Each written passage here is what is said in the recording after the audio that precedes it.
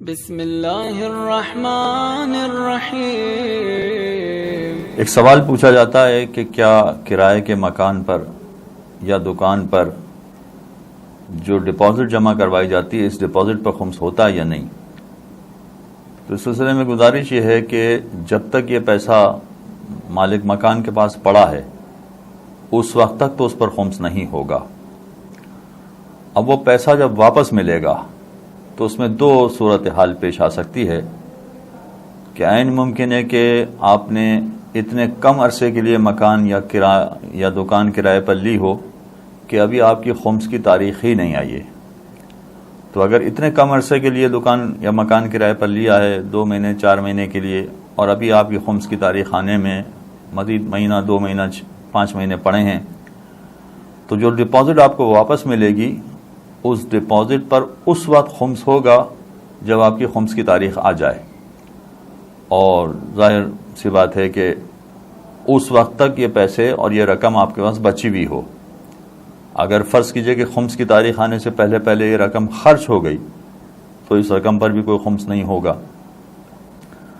یہ صورتحال اس وقت ہے کہ جب آپ نے مکان یا دکان اتنے کم عرصے کے لیے کرائے پر لیا تھا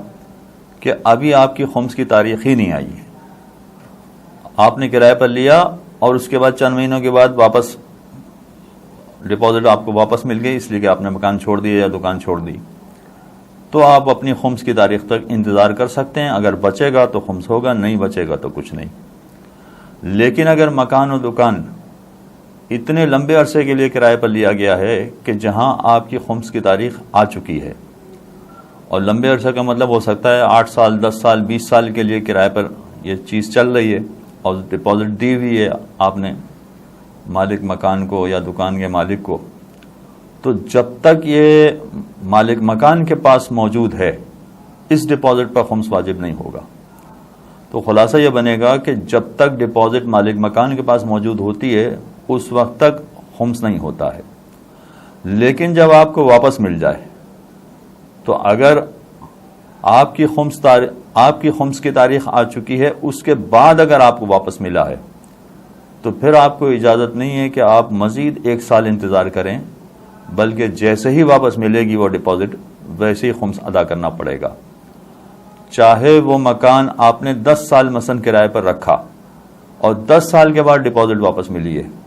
تو 10 سال تک تو ڈپازٹ پر خمس نہیں دینا تھا، لیکن جیسے ہی وہ ڈپازٹ کے پیسے آپ کو واپس مل گئے یا آپ واپس جب لینا چاہیں لے سکتے ہیں۔ تو اگر یہ صورتحال بھی ہو کہ جب واپس لینا چاہیں آپ لے سکتے ہیں، چاہے ابھی آپ نے لیے نہیں ہیں، مگر جیسے ہی یہ صورتحال پیدا ہو جائے کہ آپ جب واپس لینا چاہیں لے سکیں، تو پھر اس دن ہی خمس کی ادائیگی کرنا واجب ہو جائے گا۔ پھر ایسا نہیں ہے کہ ہم کہیں کہ ابھی ہمیں پیسے ملے ہیں اور ہماری خمس کی تاریخ آنے میں دیر ہے، تو پھر خمس کی تاریخ کا انتظار نہیں کیا جائے گا، بلکہ ایک مرتبہ خمس کی تاریخ گزر چکی ہو تو پھر وہ 2 سال 5 سال 10 سال کے بعد جب بھی ڈپازٹ کی رقم واپس ملے گی فوراً ہی